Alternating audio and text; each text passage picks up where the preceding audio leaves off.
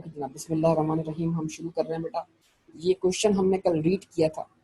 इसका आंसर अगर आपने इसका स्क्रीनशॉट ले लिया था तो आपने सॉल्व किया होगा इसको, और अगर आपने स्क्रीनशॉट नहीं लिया तो मेरे ख्याल से आपने इसको सॉल्व नहीं किया होगा। हाँ जी, कितने स्टूडेंट ऐसे जिन लोगों ने इसको सॉल्व किया? कितने स्टूडेंट ने सॉल्व किया इसको? आप में से कितने स्टूडेंट ने सॉल्व किया इसको?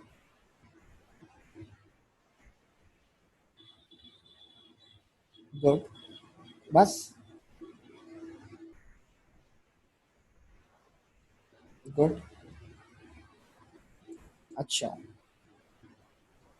अच्छी बात है बेटा। चलें देखते हैं जरा इसका आंसर हमारा क्या बनता है। ओके, तो बड़ी सिंपल सी बात है यार। देखें इसका आंसर क्या बनेगा। नंबर वन, 250,000 कैपिटलाइज लैंड के तौर पर। लैंड एंड बिल्डिंग मिलाकर आप कैपिटलाइज कर लें, लेकिन अगर लैंड आप ओन करते हैं तो फिर आप लैंड वाले पोर्शन पे डेप्शन चार्ज नहीं करेंगे, इसलिए लैंड की कॉस्ट आपको अलग से वर्कआउट करनी पड़ेगी। लेकिन फिल वक्त इस क्वेश्चन में ओवरऑल लैंड और बिल्डिंग टोटल जो आपका प्रेमिसेस है वो कितने का पड़ रहा है वो आपसे पूछा जा रहा है इस केस में। स्टैम्प ड्यूटी कैपिटलाइज, ठीक है। Legal fees capitalise, site preparation capitalise. Site preparation क्या है जनाब? कि ज़मीन की खुदाई करनी है, उधर फाउंडेशन बनाने के लिए उसको खोदना है, या अगर ज़मीन ऑलरेडी नीचे है तो उसको लेवल करने के लिए फिलिंग करने की ज़रूरत है, अपग्रेड करने की ज़रूरत है। इस तरह की मुख्तलिफ कॉस्ट क्या होती है, कैपिटलाइज हो जाएगी। मटीरियल सीमेंट सरिया बजरी ये सब कुछ खरीदा, ये कॉस्ट क्या हो गई, कैपिटलाइज हो गई। अच्छा जी, लेबर लेबर कॉस्ट है 1 अप्रैल 2017 से लेकर 1 जुलाई 2018 तक की, ये लेबर कॉस्ट क्या हुई, कैपिटलाइज हुई। आर्किटेक्ट फीस क्या हो गई, कैपिटलाइज हो गई, ठीक है। जनरल ओवरहेड्स, जनरल ओवरहेड्स क्या होगा, जनरल ओवरहेड्स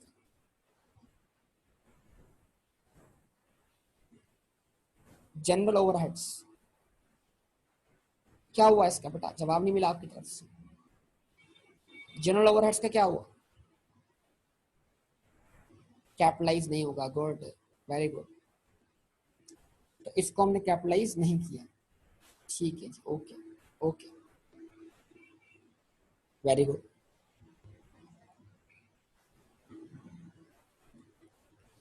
ठीक है जी, गुड, जबरदस्त। अब एक प्रॉब्लम ये है बेटा जो अगले पेज पे आपके पास आ रहा है।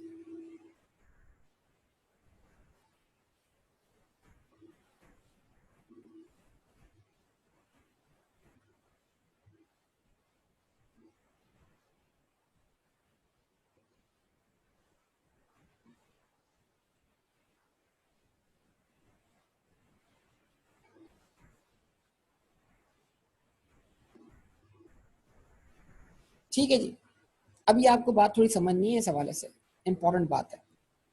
क्या लिखा हुआ है? The following information is also relevant. Material cost were greater than anticipated. Material cost जो हमने लगाई है, कितनी लगाई है मटेरियल कॉस्ट ऊपर हमने आपके सामने? कितनी मटेरियल कॉस्ट है? ये नहीं मटेरियल कॉस्ट आपकी 100,000। इसी मटेरियल कॉस्ट की बात कर रहा है। कहता है मटेरियल कॉस्ट वर ग्रेटर देन एंटिसिपेटेड। ये मटेरियल कॉस्ट जितनी हमने अंदाजा लगाई थी उससे क्या है, ज्यादा है। क्या ये बात समझ में आती है आपको? हाँ जी, इसी मटेरियल कॉस्ट की बात कर रहा है। कहता है मटेरियल कॉस्ट वर ग्रेटर देन एंटिसिपेटेड। अब आगे क्या बोलता है?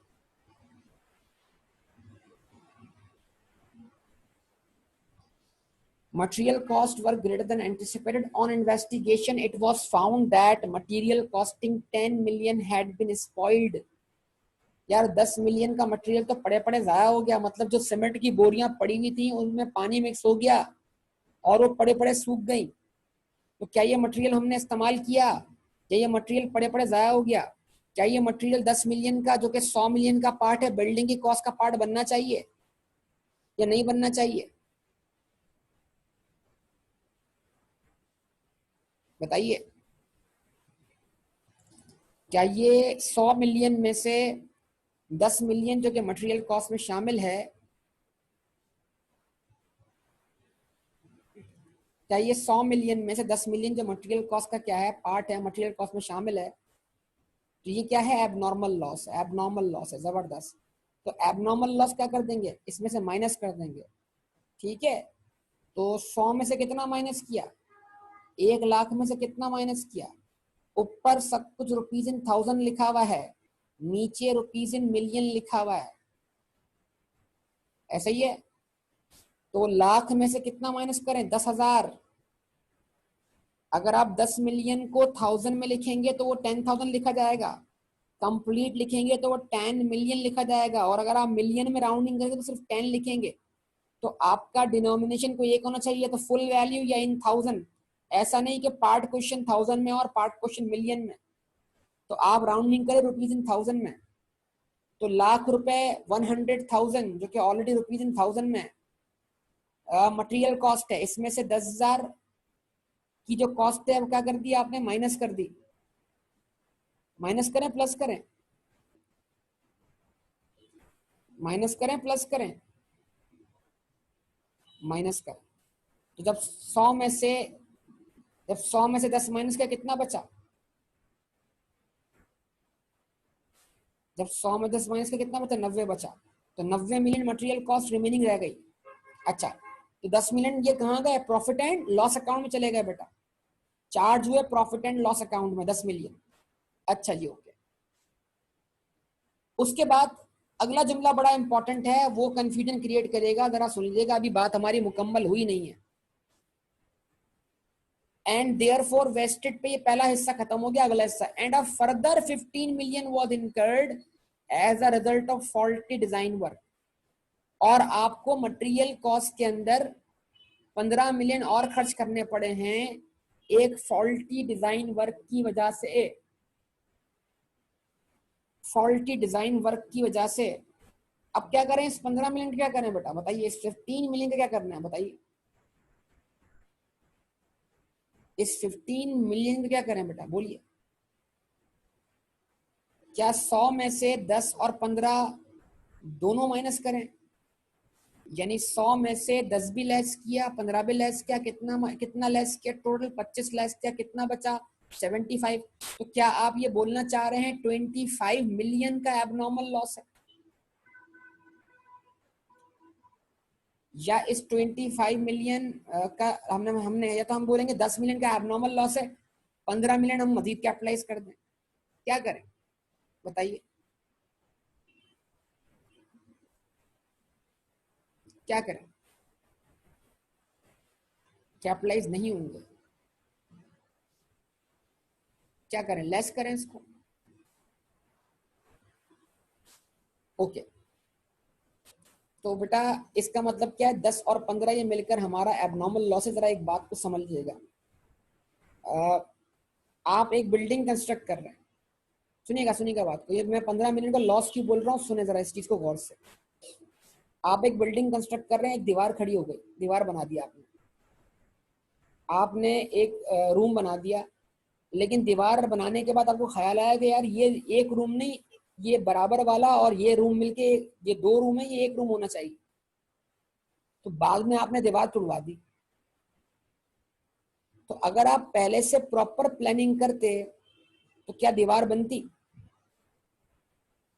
अगर आपकी प्लानिंग शुरू से ठीक होती तो क्या दीवार बनती, नहीं बनती ना दीवार। तो क्या दीवार के ऊपर मटेरियल खर्च होता, नहीं खर्च होता। तो अब जो दीवार बनी उसके बाद वो दीवार टूट गई, पूरा मटेरियल क्या हो गया, वेस्ट हो गया, जाया हो गया। यस, तो ये क्या है, एबनॉर्मल लॉस। तो फॉल्टी डिजाइन वर्क था जिसकी वजह से आपका पूरा मटेरियल जाया हो गया, और आपको फर्दर 15 मिलियन क्या करने पड़े, खर्च करने पड़े, ठीक है जी। तो इट मीन अगर वो डिजाइन वर्क फॉल्टी नहीं होता तो आपको ये 15 मिलियन खर्च नहीं करने पड़ते, तो ये 15 मिलियन भी आपका एबनॉर्मल लॉस है।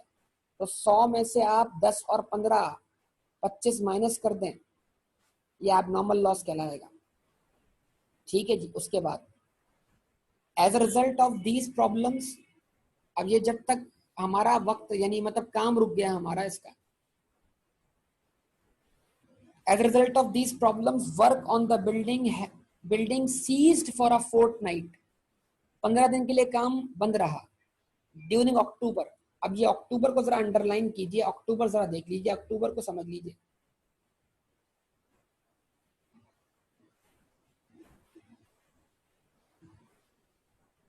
मैंने अक्टूबर को अंडरलाइन किया, ठीक है। अब मैं दोबारा ऊपर जा रहा हूं,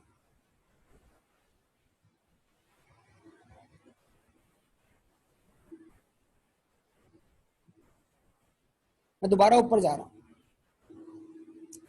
ठीक है जी। आज मैं ऊपर जा रहा हूं आपके सामने, तो आप जरा देखें लेबर कॉस्ट दी हुई है आप अप्रैल 2017 से लेकर जुलाई 2018 तक की। आपने 1 अप्रैल 2017 से लेकर 1 जुलाई 2018 तक जो लेबर को वेजेस पे किए हैं वो कितने हैं? 1,50,000 रुपए। तो अप्रैल के बाद मई के बाद जून के बाद जुलाई के बाद अगस्त के बाद सितंबर और सितंबर के बाद अक्टूबर। तो इसका मतलब ये अगर अप्रैल से लेकर जुलाई तक का वेजेस है तो क्या इसमें अक्टूबर के वेजेस शामिल हुए? क्या इसमें अक्टूबर के वेजेस शामिल हुए? अगर इसमें अक्टूबर के वेजेस शामिल हुए तो उन अक्टूबर के 15 दिनों के अंदर लेबर ने तो कोई काम ही नहीं किया और बैठे बैठे वेजेस लिए हैं, तो क्या हमें उन वेजेस का कोई इकोनॉमिक बेनिफिट मिल पा रहा है? तो जो वेजेस हमने उनको बैठे बैठे दिए हैं बगैर कोई काम लिए, बगैर कोई इकोनॉमिक बेनिफिट लिए, उसका हमें इकोनॉमिक बेनिफिट नहीं मिल रहा, लिहाजा उस वेजेस को हम चार्ज करेंगे प्रॉफिट एंड लॉस अकाउंट में और उसको हम एसेट की कॉस्ट का पार्ट नहीं बनने देंगे। तो बिल्कुल हमारी कॉस्ट तो 1.5 लाख इनकर हुई है, लेकिन 1.5 लाख में से कितने वेजेस बेटा? देखो जरा, 1.5 लाख में से 9 मिलियन, 9,000 रुपीज इन थाउजेंड में राउंड करो, 150 में से 9, 150 में से 9 क्या कर दो? माइनस कर दो। जब 150 में से 9 माइनस करोगे तो 141 मिलियन क्या होगा बेटा? कैपिटलाइज होगा। और 9 मिलियन यानी 141 मिलियन बिल्डिंग की कॉस्ट का पार्ट बनेगा और 9 मिलियन जाएगा प्रॉफिट एंड लॉस अकाउंट। ठीक है जी, तो ये आपके सामने है बेटा, तो कोई मुश्किल चीज नहीं है मेरे ख्याल से। तो आप मुझे क्वेश्चन कंप्लीट करवा देंगे बेटा? मैं अगर इसको बोर्ड पे कंप्लीट कर लूं इस क्वेश्चन को तो कोई प्रॉब्लम तो नहीं होगा? चलिए, तो इसको हम सॉल्व करते हैं। Cost of land and building,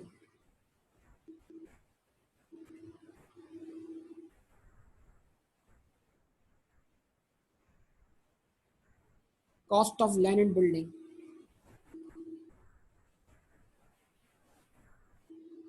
वो मैं करवाता हूं बेटा, पहले देख लो।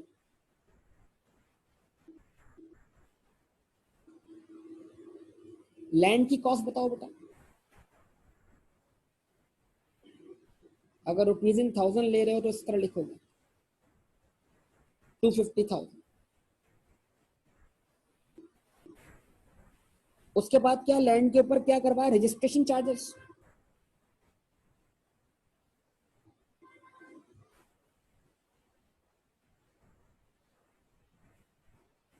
कितने हैं रजिस्ट्रेशन चार्जेस बताइए बेटा? सबके पार्टिसिपेंट चाहिए यार, कितने हैं रजिस्ट्रेशन चार्जेस? आप सबसे पूछ रहा हूँ बेटा, रजिस्ट्रेशन चार्जेस क्या है? खामोश है सब लोग यार। 5,000।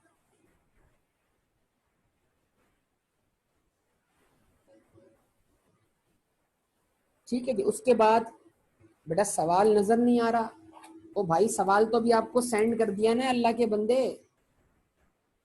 सवाल अभी आपको डॉक्यूमेंट पे सेंड, अभी तो डॉक्यूमेंट डाउनलोड क्यों करवाया आप लोगों को यार?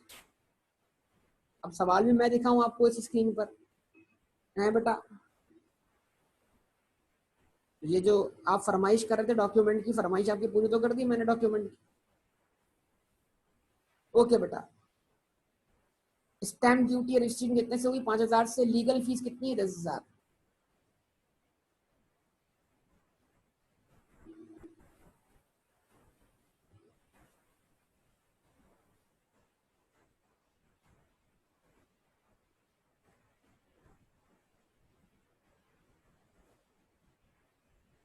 ठीक है जी। साइट प्रिपरेशन,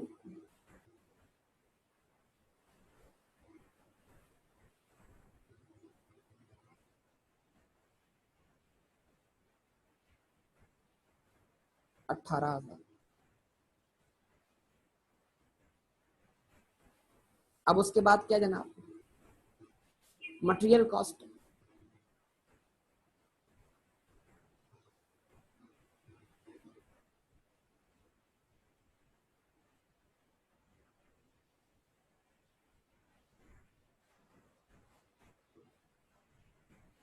कितनी है मटेरियल कॉस्ट? 1,00,000। लेस क्या करवाया इसमें से आपने?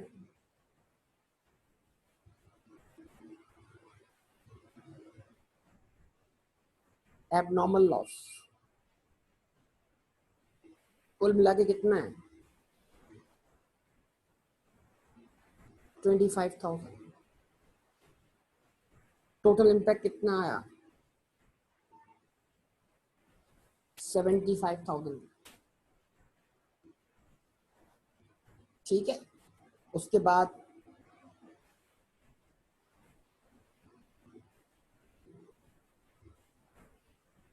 लेबर कॉस्ट कितनी है? Labour cost 150,000।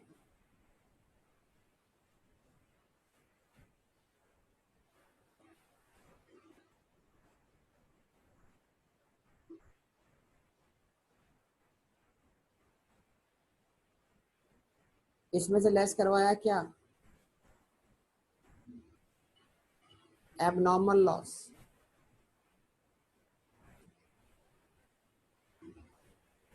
कितना? 9,000। कितना कैपिटलाइज हुआ? 141,000। उसके बाद आर्किटेक्ट फी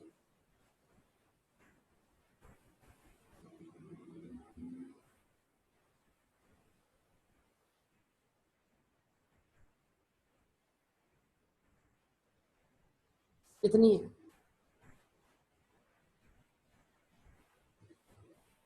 20,000। ठीक है जी। टोटल कॉस्ट चाहिए हमारे पास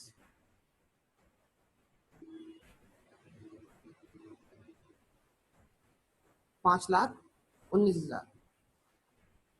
ठीक है बेटा, कोई प्रॉब्लम इसमें आप लोग?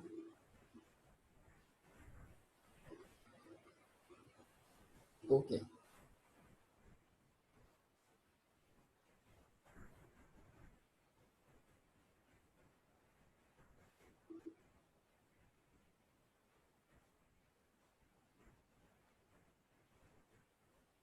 ठीक बेटा, रिक्वायरमेंट्स की लिखी थी, calculate the cost of the building that will be included in tangible non current assets addition. ठीक है, तो कोई मसला नहीं हुआ यहाँ पर आप लोग? सही। अच्छा जी।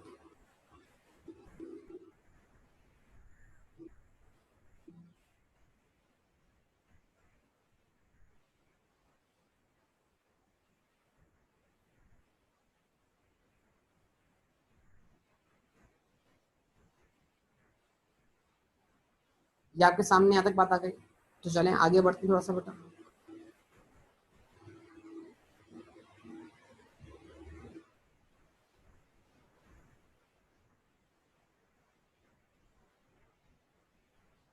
इस डॉक्यूमेंट के बिल्कुल लास्ट में एक क्वेश्चन है अलग से, पेज नंबर 9 पर दिख रहा है आप लोगों को बेटा?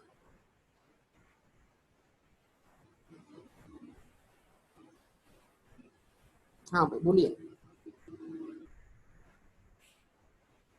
इस डॉक्यूमेंट के लास्ट में एक क्वेश्चन है, बिल्कुल लास्ट में। अगर आप डॉक्यूमेंट अपने पास अलग से भी खोल लें मोबाइल फ़ोन पर खोल सकते हैं, अगर आप लैपटॉप पर हैं तो आसानी हो जाएगी आपको। ठीक है, इस डॉक्यूमेंट के क्या कहते हैं लास्ट पेज पर आपके पास अलग से क्वेश्चन, क्या आप इस क्वेश्चन को रीड करेंगे बेटा?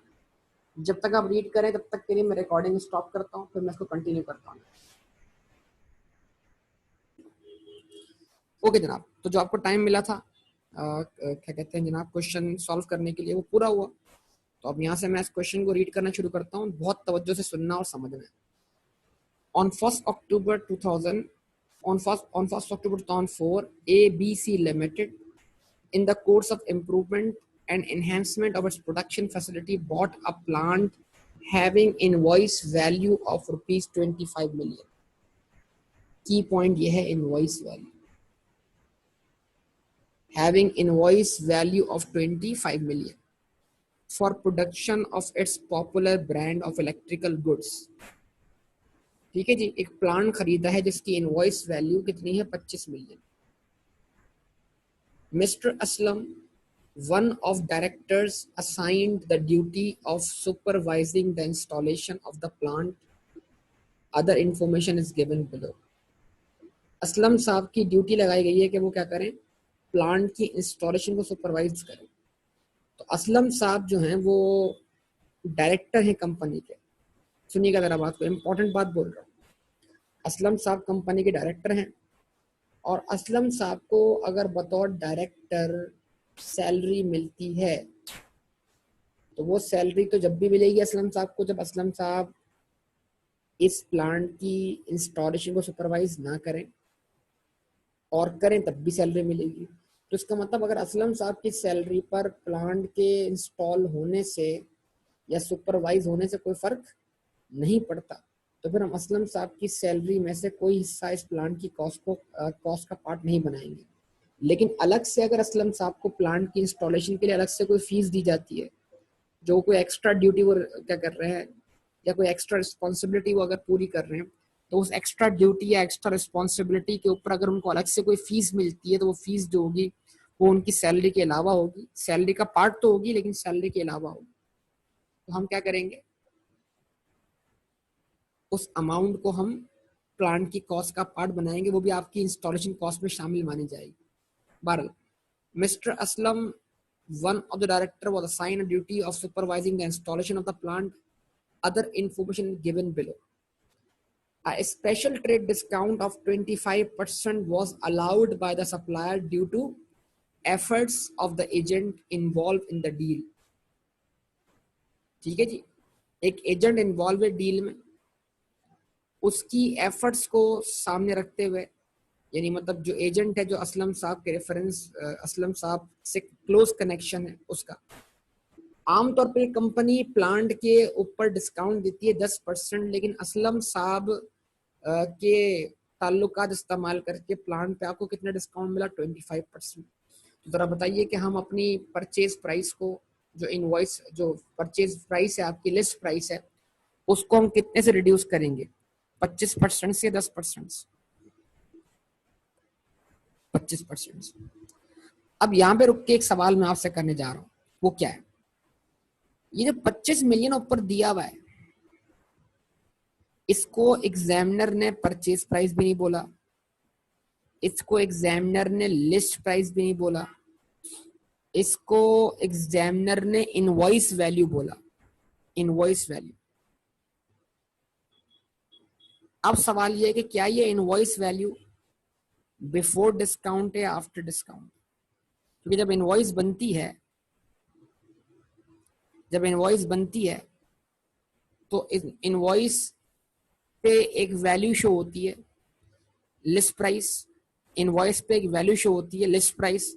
उस लिस्ट प्राइस में डिस्काउंट क्या होता है? डिडक्ट होता है।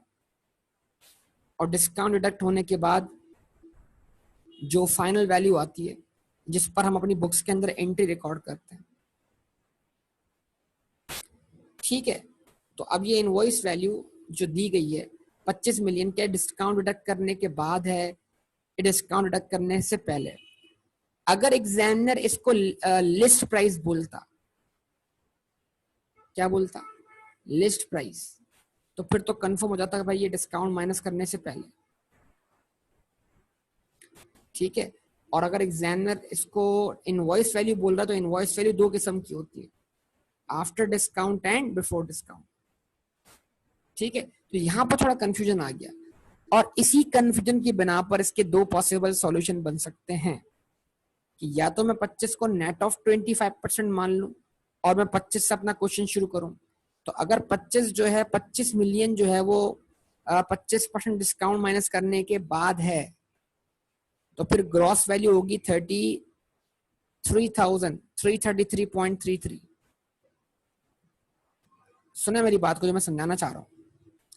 और अगर मैं 25 मिलियन को क्या मानता हूं बेटा, बिफोर डिस्काउंट मानता हूं, तो फिर मुझे इस 25 मिलियन पे डिस्काउंट वर्कआउट करना है।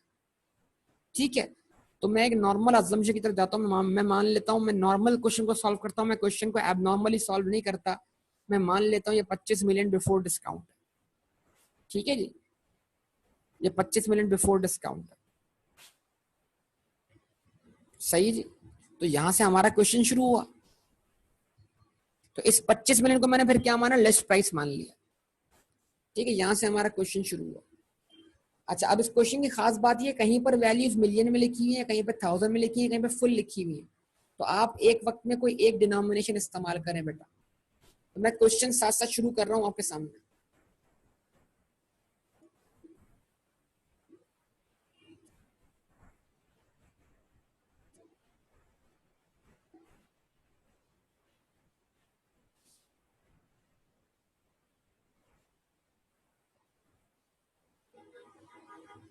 ABC limited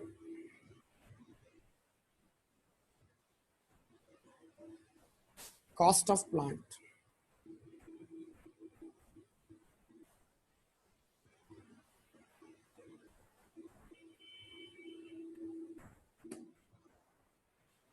rupees in 1000।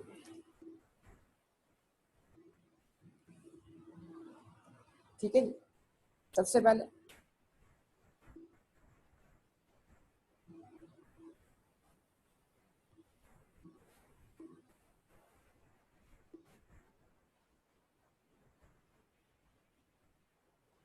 List price 25,000। ये मेरी अजम्पशन है कि ये ग्रॉस अमाउंट है बेटा। ठीक है जी, लेस ट्रेड डिस्काउंट एट 25%। तो 25,000 का 25% कितना बना बताइए। 25,000 का 25% कितना बना?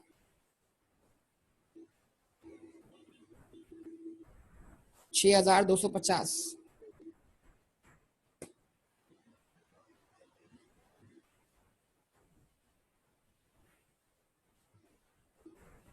क्या कर दिया, लेस कर दिया लेस। ओके जी, नेट कितना आया?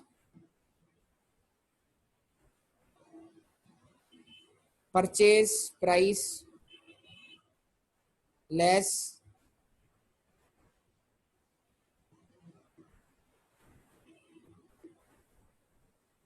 Trade discount 18,750। गुड, जबरदस्त। आगे बढ़ते हैं। तो इसका मतलब क्या हुआ, ये पोर्शन हमने क्या कर लिया, कंप्लीट कर लिया। ठीक है जी, बी पार्ट की तरफ आते हैं। इसको क्वेश्चन को टुकड़ों में सॉल्व कर रहा हूं। बी पार्ट की तरफ आ रहे हैं। The following cost were incurred on site preparation. तो कॉस्ट ऑफ साइट प्रिपरेशन क्या है? Salary of civil engineers. देखिए 1200 लिखा है, ऊपर रुपीज इन 1000 लिखा हुआ है, तो हमने वैल्यू रखी है ऑलरेडी रुपीज इन 1000 में, तो हम डायरेक्ट 1200 लिख देंगे। सिविल एंड इलेक्ट्रिकल वर्क 2800 रुपए। Electrical item receive from the companies own production department at cost plus 10%। आपने अपने एक डिपार्टमेंट से दूसरे डिपार्टमेंट में इन्वेंट्री ट्रांसफर की है, और ये इन्वेंट्री को आप अपने यूज में ले रहे हैं ताकि वो प्लांट में क्या हो सके, शामिल हो सके। तो ये इन्वेंट्री को आप ट्रांसफर कर रहे हैं from inventory to property plant equipment. लेकिन ये ट्रांसफर आपने परफॉर्म किया है 10% प्रॉफिट मार्जिन रखकर। तो क्या कोई इंटरनल प्रॉफिट हमें शामिल करना है? तो क्या हमें कोई इंटरनल प्रॉफिट शामिल करना है, या ये ट्रांसफर कॉस्ट पे परफॉर्म होगा? तो electrical item received from company's own production department at cost plus 10% of profit. Similar items are sold to customers at cost plus 30%. आमतौर पर आप 30% मार्कअप पे मार्केट में बेचते हैं, लेकिन आपने अपने आप को 10% प्रॉफिट पे ट्रांसफर किया है, मार्कअप पे ट्रांसफर किया है। क्या एक बिजनेस खुद अपने आप से प्रॉफिट कमा सकता है? नहीं बेटा। तो अगर 330 मिलियन, सॉरी 330,000, अगर 330,000 10% बढ़ाने के बाद है, तो ये खुद 330 किसके बराबर हुआ? 110% के। यानी ये बेस वैल्यू से 10% अबव है। बेस वैल्यू कॉस्ट थी, कॉस्ट के ऊपर कितना लगाया? 10%। आप तो जो आप सेलिंग प्राइस है वो कॉस्ट का 110% हुआ। तो हमें इस 330 को कॉस्ट पे कन्वर्ट करना है। कैसे कन्वर्ट करें? 330 को डिवाइड कर दें 1.1 से, 1 प्लस आर मार्कअप का फॉर्मूला, या वो फ्रैक्शन जो हम बचपन से सीखते हुए आए हैं क्यूएमटी से लेकर अब तक, मल्टीप्लाइड बाय 100 डिवाइड बाय 110। याद है बेटा? अच्छा जी। अब लिखा हुआ है remuneration of mister Aslam during site preparation. Aslam साहब की रेम्यूनरेशन कितनी है साइट प्रिपरेशन के दौरान? 600। और ये हम अज्यूम कर रहे हैं कि ये 600 उनको अलग से उनकी सैलरी के अलावा पैसे दिए जा रहे हैं, ये भी हम कैपिटलाइज करेंगे। अब जो सी पॉइंट है वो भी बी पॉइंट से कनेक्टेड है, ख्याल कीजिएगा जरा। तो बी और सी पॉइंट को एक साथ निपटा रहा हूं मैं। Civil and electrical work includes cost of certain instruments amounting to rupees 150,000। देखो पहली लाइन में मिलियन में आया, दूसरी लाइन में रुपीज इन थाउजेंड में आया, और अब जिस सिविल एंड इलेक्ट्रिकल वर्क की बात कर रहे हैं कंप्लीट वैल्यू दे रहा है 1,50,000 फुल वैल्यू है। तो अगर आप रुपीज इन थाउजेंड में लेंगे तो उसको 150 लिखेंगे, ना कि 1,50,000। तो एग्जामिनर ने कितने ट्रैप तैयार किए हुए, एक क्वेश्चन में मिलियन में लिखता है, कभी थाउजेंड में लिखता है, कभी फुल वैल्यू लिखता है।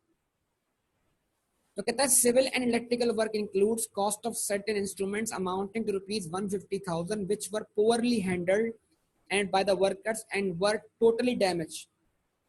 तो सिविल एंड इलेक्ट्रिकल वर्क में कुछ आइटम्स हैं जो जाया हो गए, इस्तेमाल नहीं हो सके, लॉस हो गया। कौन सा लॉस है? ये एबनॉर्मल लॉस है। तो अगर सिविल एंड इलेक्ट्रिकल वर्क के पोर्शन में एबनॉर्मल लॉस है, क्या करते हैं आप? उसको लेस करते हैं। ठीक है जी। Now they carry no value, और उसको आप किसी और तरीके से भी रियलाइज नहीं कर सकते। ठीक है। तो बी और सी पॉइंट का इंप्लीमेंट करके दिखा रहा हूं मैं आपको, जरा देखिएगा। यहां पर अब मैं क्या ऐड कर रहा हूं? ऐड कर रहा हूं cost of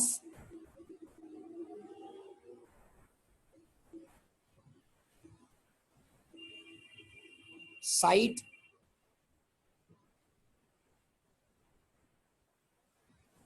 preparation. Cost of site preparation, quick. Cost of site preparation क्या कुछ आया उसके अंदर?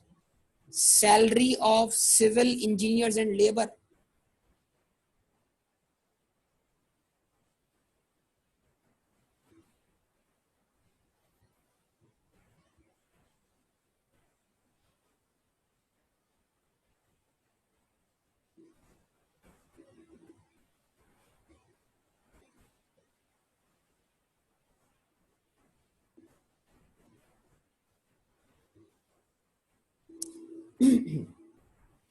Salary of civil engineers and labour कितनी बेटा?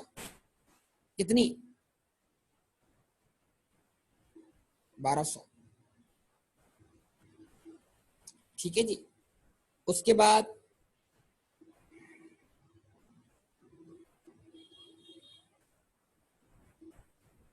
सिविल एंड इलेक्ट्रिकल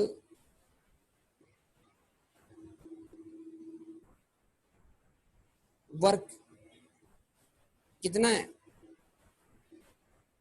2800 है। इस पर एबनॉर्मल लॉस कितना है? 150 का। कितना हुआ? 2650।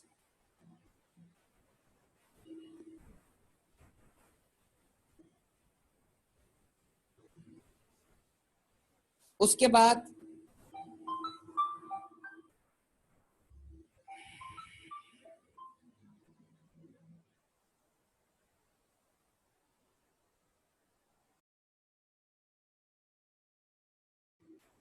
हाँ जी, उसके बाद बेटा अब देखें इसको, उसके बाद क्या था हमारे पास, इलेक्ट्रिकल आइटम्स ट्रांसफर किए वो ऐड कर दें आप।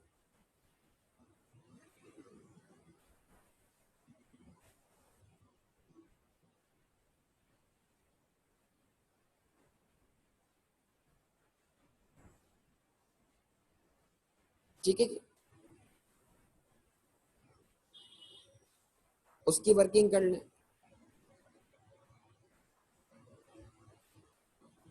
330 मल्टीप्लाई बाय 100 डिवाइड बाय 110। 330 जो है वो 10% इंक्रीज करने के बाद है, तो 330 बराबर हुआ 110% के, लाना है उसको 100 पर बेस वैल्यू पर जो कि कॉस्ट है, तो आंसर आपका क्या देगा बेटा 300। और रिम्यूनरेशन ऑफ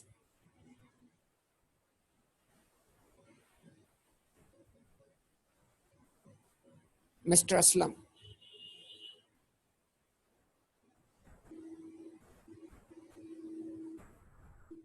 कितना बेटा 600।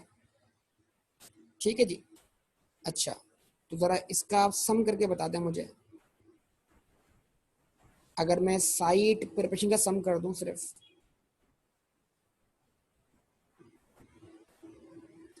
साइट प्रिपरेशन का सम कितना, सॉरी क्या कहते हैं, कॉस्ट ऑफ साइट प्रिपरेशन कितना कितना सम आया, सिर्फ बॉक्स का सम चाहिए मुझे, 4750।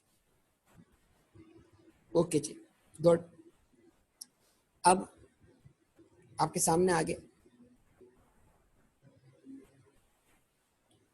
कुछ और पॉइंट्स देखते हैं। ठीक है जी।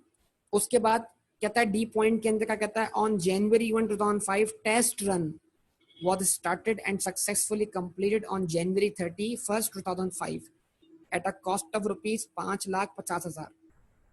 तो टेस्ट रन चलाया आपने, मतलब टेस्ट प्रोडक्शन ली किससे, बताया था आपको मैंने पॉइंट भी। तो उस टेस्ट प्रोडक्शन की कॉस्ट कितनी है, 5,50,000। और इस टेस्ट प्रोडक्शन से जो सैंपल प्रोड्यूस हुए हैं, the sale proceeds of test production were ₹320,000। इसको मार्केट में आपने कितने का बेचा, 3,20,000। तो आप क्या करेंगे, नेट अमाउंट क्या कर देंगे, आप कैपिटलाइज कर देंगे बेटा, नेट अमाउंट कैपिटलाइज कर देंगे। ठीक है जी, तो ये भी आपके सामने है, कोई मुश्किल बात नहीं है।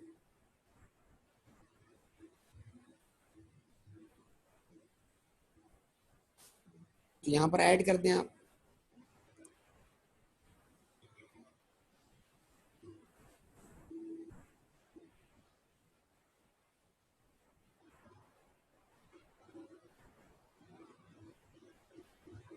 Net cost of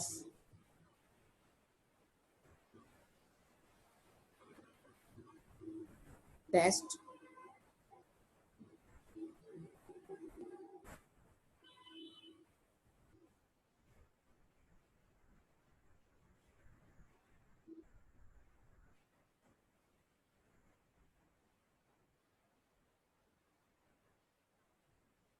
production.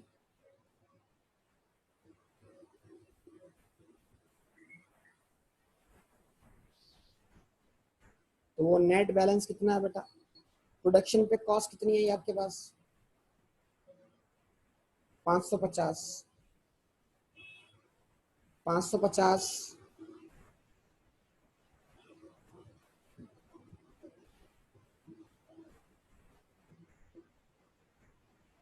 Minus 320, net कितना हो गया, 230। ठीक है जी, ये आपके सामने आ गया। अच्छा जी, ओके। अब आगे मजीद पॉइंट नंबर ई क्या है, the plant went into normal production from February 1 2005। ठीक है, प्लांट यानी कंप्लीट हो गया और उसकी प्रोडक्शन शुरू हो गई, तो जहां से प्लांट अवेलेबल फॉर यूज हो गया वहीं से हम प्लांट को डेप्रिशिएट करना शुरू कर देते हैं। खैर, अभी हमारी कॉस्ट कंप्लीट नहीं हुई, and attained 45% of capacity during the period ended on June 30 2005। The company at this stage discovered that the actual capacity of the plant is about 85% of the capacity declared by the supplier। ठीक है जी। तो फरवरी को जब हमने plant को produce करना शुरू किया तो जो उसकी प्रोडक्शन कैपेसिटी थी वो 45% थी, जो कि सप्लायर की डिक्लेयर्ड कैपेसिटी के मुताबिक 85% थी। ठीक है, यानी कि इसका मतलब ये हुआ कि जितनी कैपेसिटी इस टाइम पर सप्लायर ने बताई थी, ये प्लांट उतनी कैपेसिटी पे नहीं पहुंच सका। यानी इस प्लांट की एफिशिएंसी उतनी नहीं जितना इस प्लांट की एफिशिएंसी किसने बताई थी हमें, इस प्लांट की एफिशिएंसी हमें बताई थी किसने, प्रोड्यूसर ने, सप्लायर ने। ठीक है ना। अब इसकी मिसाल आपको मैं इस तरह देता हूँ कि आपने एक जनरेटर परचेज किया 5 kV का, तो आप पैसे 5 kV के जनरेटर के देकर आए या 3 kV के? जवाब दें मुझे। आपने एक जनरेटर परचेज किया 5 kV का, 5 kV का, तो पैसे आपने 5 kV के जनरेटर के दिए या 3 kV के? 5 kV के। लेकिन अगर आपके परचेज करने के बाद वो जनरेटर काम करे 3 kV का, उसकी कैपेसिटी 5 kV हुई ना, उस पर लेबल लगाओ 5 kV का, लेकिन वो आपको काम दे रहा है 3 kV का, उससे आगे जा ही नहीं रहा वो, तो आप क्या करेंगे सप्लायर के साथ, बताइए।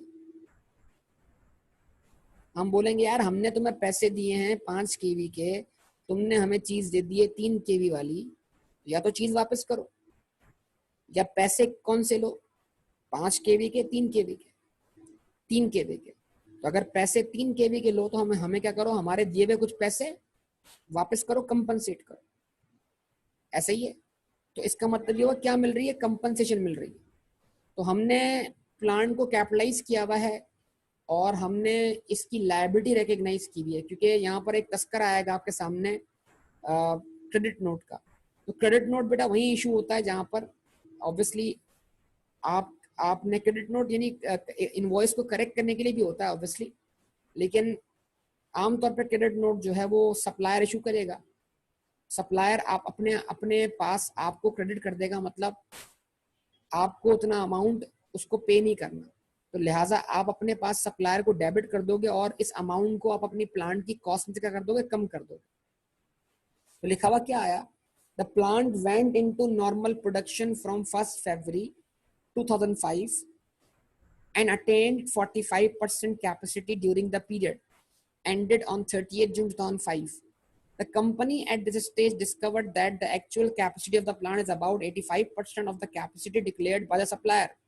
The matter was discussed with the supplier and his agent. The agent finally agreed to pay compensation of 3% on invoice value and issued his credit note to this effect on 30th June 2005. तो उसने क्या किया, वो ready हो गया कि वो आपको कॉस्ट पर जो इनवॉइस पर है उस पर 3% वैल्यू क्या कर दे और रिड्यूस कर दे। यानी आपका जो एक था 25% डिस्काउंट था, अगर इस 25% में हम 3% और शामिल कर लेते तो ये कितना बन जाता, 28%। लेकिन चूंकि शुरू में तयशुदा नहीं था, ये तो हमारी शिकायत करने पर हमें 3% की क्या मिली है, मजीद कंपनसेशन। यानी हमें प्लांट की कॉस्ट में से जो प्लांट की इनवॉइस वैल्यू है उसमें से हमें मजीद उसको 3% पे करने की जरूरत नहीं है। तो हम क्या करेंगे, इस 3% को हम उस कॉस्ट में से रिड्यूस कर देंगे बतौर व्हाट, कंपनसेशन।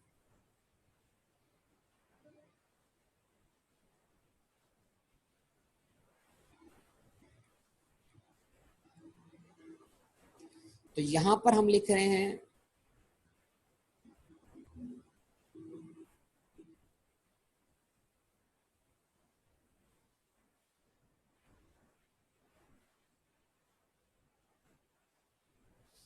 कंपनसेशन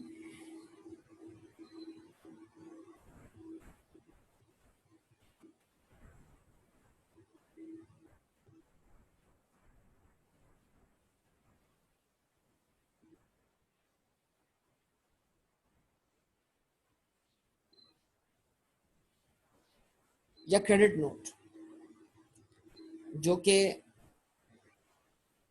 25,000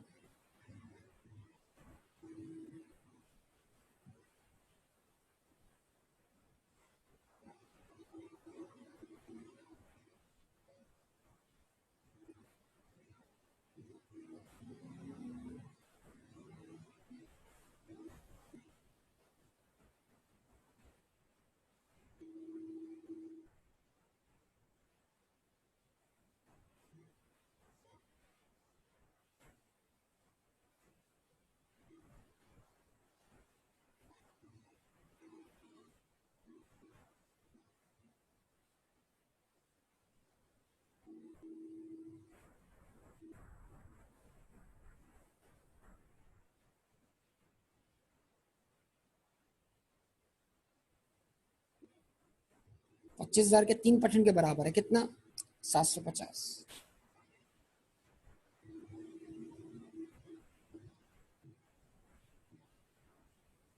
क्या कर दिया आपने? इसको लेस कर दिया। ठीक है जी, अब इसको मजीद हम आगे लेके चलते हैं।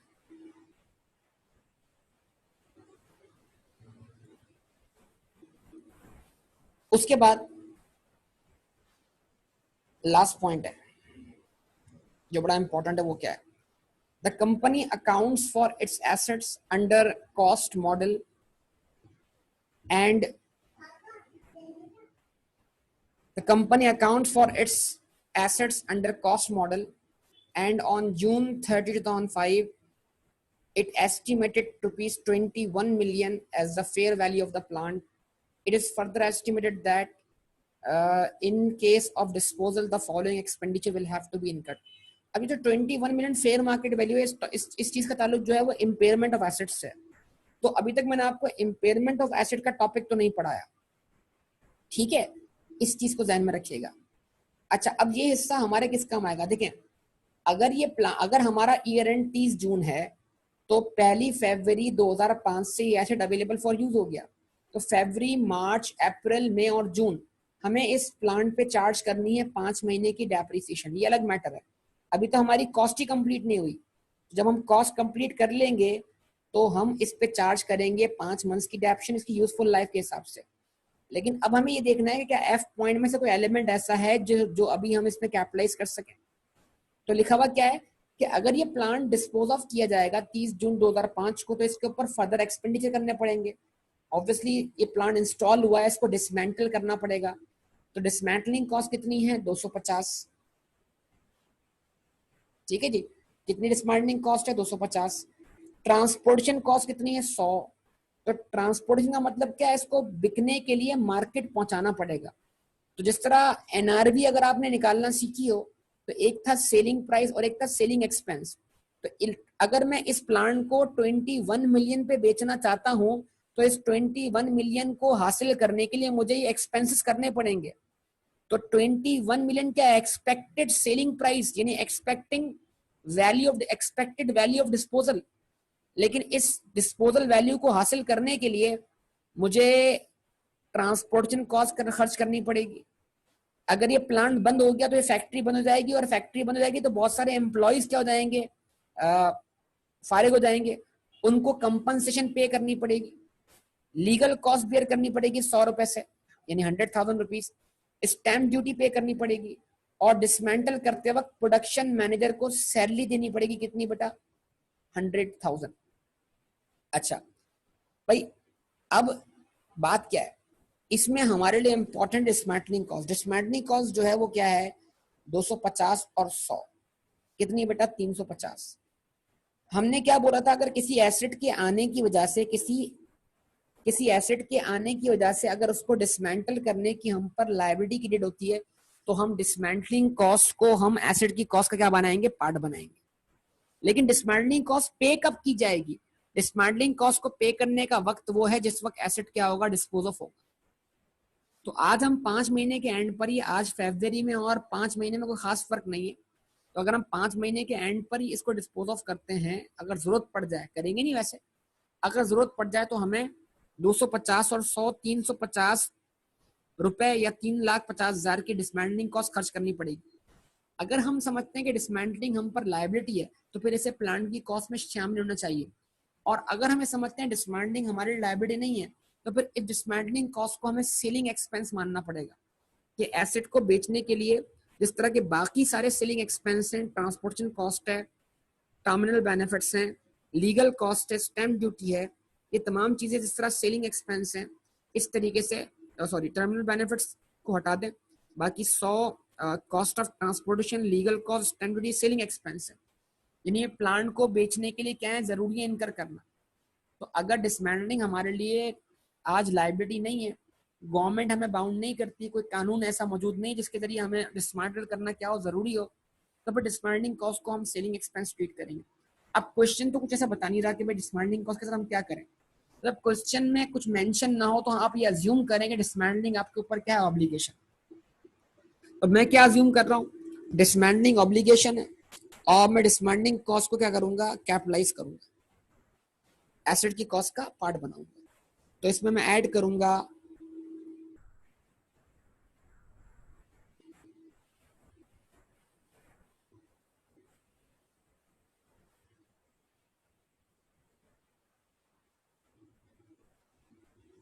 डिसमेंटलिंग कॉस्ट कितनी, 250 प्लस 100, कि अगर ये ऐसे डिसमेंटल होगा तो मुझे इतने पैसे खर्च करने पड़ेंगे। और क्योंकि कोई डिस्काउंट रेट नहीं दिया हुआ, डिसमेंटलिंग कॉस्ट आमतौर पे इनकर होती है एसेट की लाइफ के एंड पर। तो अगर आपको डिसमेंटलिंग कॉस्ट एसेट की लाइफ के एंड पे दी होगी तो आपको एक डिस्काउंट रेट दिया होगा और उस डिस्काउंट रेट से उसको आपको निकालनी होगी उसकी प्रेजेंट वैल्यू। जब आप प्रेजेंट वैल्यू निकालेंगे तो प्रेजेंट वैल्यू आप एसेट की कॉस्ट का पार्ट बनाएंगे और लायबिलिटी के तौर क्या करेंगे, क्रेडिट करेंगे। और वो लायबिलिटी वक्त के साथ साथ मिच्योर होती रहेगी यहाँ तक कि वो लाइफ के एंड पर जो रिक्वायर्ड अमाउंट है उसमें कन्वर्ट हो जाएगी। और जैसे ही आप एसेट को डिसमेंटल करेंगे तो लायबिलिटी क्या हो जाएगी, सेटल हो जाएगी। तो ख्याल रखिएगा, एक तो डिसमेंटलिंग कॉस्ट कैपिटलाइज होती है कब, जब वो हम पर ऑब्लिगेशन हो। अगर क्वेश्चन मेंशन ना करे ऑब्लिगेशन है या नहीं तो हमें अज्यूम करना है ऑब्लिगेशन है। नंबर 2, डिसमेंटलिंग कॉस्ट जिस वैल्यू पे कैपिटलाइज होगी वैल्यू क्या कहलाएगी, प्रेजेंट वैल्यू। तो अगर कोई प्रेजेंट वैल्यू ना दी हुई हो तो हम उस जो अमाउंट दिया हुआ हो उसी को हम क्या मान रहे हैं, प्रेजेंट वैल्यू।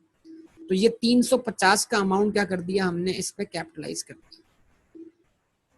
ठीक है जी, तो ये हमारे पास अब टोटल कॉस्ट आ गई इसकी। जरा बताएंगे आप लोग टोटल कॉस्ट क्या है प्लांट की, टोटल कॉस्ट क्या है प्लांट की?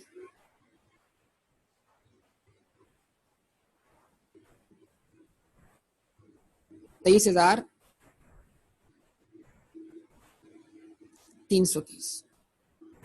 ठीक है जी, 23,330। अब मैं समझता हूँ कि कुछ आपके लिए डिफिकल्ट है एक दो पॉइंट समझना। जैसे ये मैंने सेलिंग एक्सपेंस का तस्करा किया आपसे, फेयर मार्केट वैल्यू बीच में आ गई जो लास्ट बिल्कुल पॉइंट था। तो फिक्र ना करें बेटा, ये जो जो एरिया है ये स्पेसिफिकली इस क्वेश्चन को हमने कैपिटलाइज कर लिया है। इस क्वेश्चन का एक और पार्ट है, लेकिन वो एक और पार्ट जो है वो हम जब सॉल्व कर पाएंगे जब हम इम्पेयरमेंट का टॉपिक पढ़ लेंगे।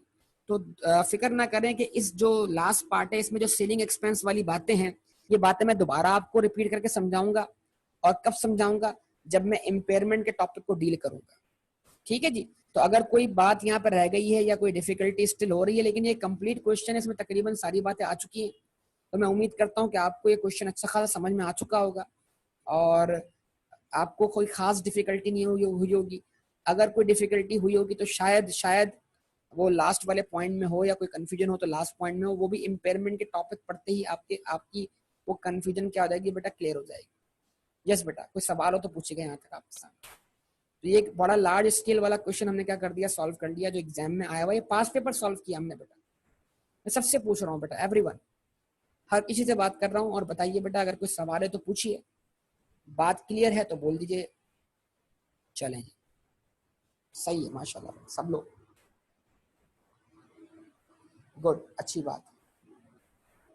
चलिए, ओके बेटा। तो अब आपके पास हैंडआउट आ गया मेरे ख्याल से, ठीक है ना? अब जरा उस हैंडआउट को आप देखिए। अब आप अपनी आईए की नॉलेज की बेस पर, ठीक है,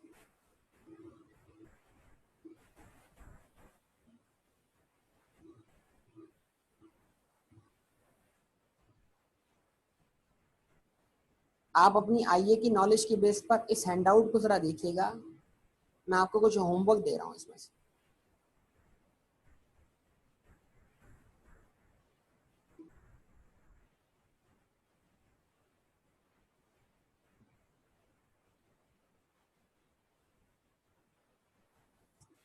ठीक है जी, अब वो आपको होमवर्क में क्या दे रहा हूँ,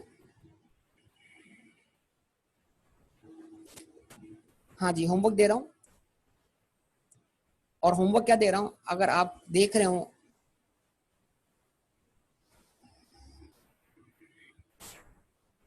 ठीक है। अच्छा, अब होमवर्क क्या दे रहा हूँ आपको, क्वेश्चन नंबर आपको 10 दिख रहा होगा, दिख रहा है बेटा question number 10। Best limited, sorry best limited.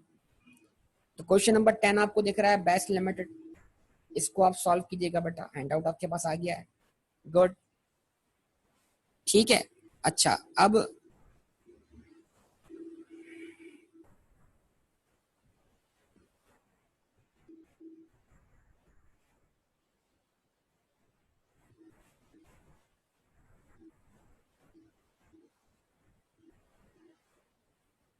आपको क्वेश्चन नंबर 3 भी दिख रहा होगा,